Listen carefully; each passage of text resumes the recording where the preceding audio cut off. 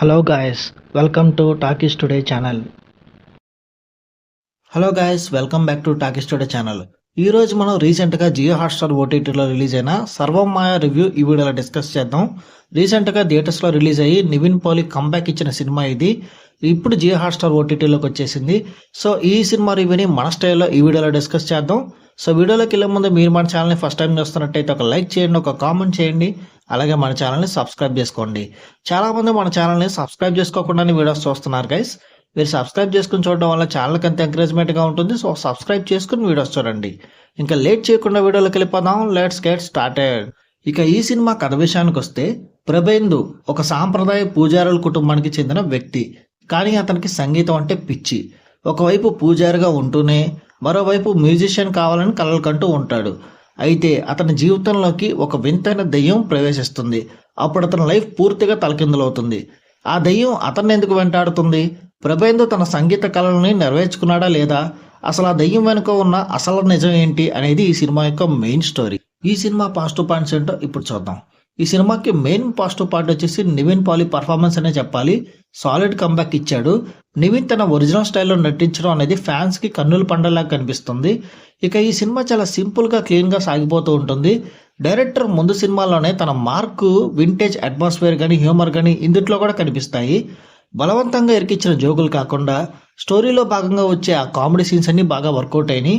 ఇక క్లైమాక్స్లో వచ్చే ఎమోషనల్ సీన్స్ కానీ, ముఖ్యంగా వినీత్ అలాగే మేదిల్ దేవికల గెస్ట్ అపియరెన్సెస్ మనసుకు హత్తుకుంటాయి.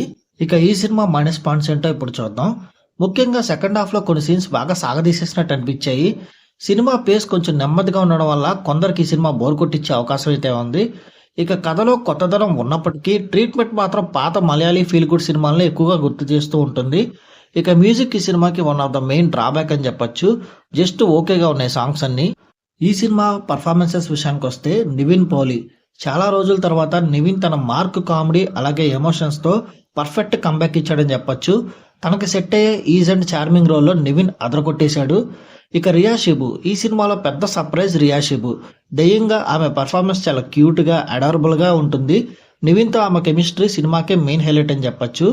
ఇక అజు వర్గీస్, నివిన్ అజ్జుల కాంబినేషన్ అంటేనే ఫన్. వీరిద్దరి మధ్య వచ్చే ఆ కామెడీ సీన్స్ థియేటర్లో కానీ ఇప్పుడు ఓటీటీలో కానీ నవ్వులు తెప్పిస్తాయి ఖచ్చితంగా. ఇక ప్రీతి ముకుందన్ సాదియా పాత్రలో తన పాత్ర పరిధి మేరకు చాలా చక్కగా నటించింది.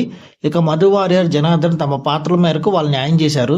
ఈ సినిమా టెక్నికల్ డిపార్ట్మెంట్ చూసుకున్నట్టయితే, డైరెక్టర్ అఖిల్ తన తండ్రి బాటలోనే ప్రయాణిస్తూ ఒక అందమైన ఫీల్ గుడ్ డ్రామాని అందించాడు. విలేజ్ విజువల్స్ అన్ని చాలా ప్లెజెంట్ గా ఉన్నాయి. రైటింగ్ లో సింప్లిసిటీ అలాగే జెంజీ సాంగ్స్ ని చాలా బాగా వాడారు. ఇంకా ఓవరాల్ గా చూసుకున్నట్టయితే ఈ సర్వం మాయ ఒక పక్కా కంఫర్టింగ్ వాచ్ మూవీ అని చెప్పొచ్చు. నివిన్ పోలి కామెడీ కానీ, క్యూట్ హ్యూమర్ కానీ, అలాగే చిన్నపాటి ఫ్యాంటసీ ఎలిమెంట్స్ తో సాగే ఈ సినిమా కుటుంబంతో కలిసి చూడదగ్గ ఒక చక్కని చిత్రం అని చెప్పొచ్చు. గొప్ప గొప్ప ట్విస్ట్లు ఆశించకుండా ఒక మంచి నార్మల్ మూవీ, ఎంటర్టైనింగ్ మూవీ చూడాలనుకుంటే ఈ మూవీ డీసెంట్ వాచ్ అనిపిస్తుంది. ఈ మూవీకి మన టాకీస్ టుడే ఛానల్ ఇస్తున్న రివ్యూ రేటింగ్ 3/5. ఇది నా ఒపీనియన్ మాత్రమే. ఈ సినిమాని మీరు ఆల్రెడీ చూసినట్టయితే ఈ సినిమా మీకు ఎలా అనిపించింది అనేది కింద కామెంట్ సెక్షన్లో మెన్షన్ చేయండి. ఇంకెవరైనా మన ఛానల్ సబ్స్క్రైబ్ చేసుకోకపోతే ఇప్పుడే సబ్స్క్రైబ్ చేసుకోండి. వీలైతే పక్కన ఉన్న బెల్ బటన్ కూడా ప్రెస్ చేసి పెట్టుకోండి. ఇది వాళ్ళ వీడియో గైస్. మళ్ళీ ఇంకొక మంచి వీడియోతో మేము ముందుకు వస్తాను. Thanks for watching. జై హింద్.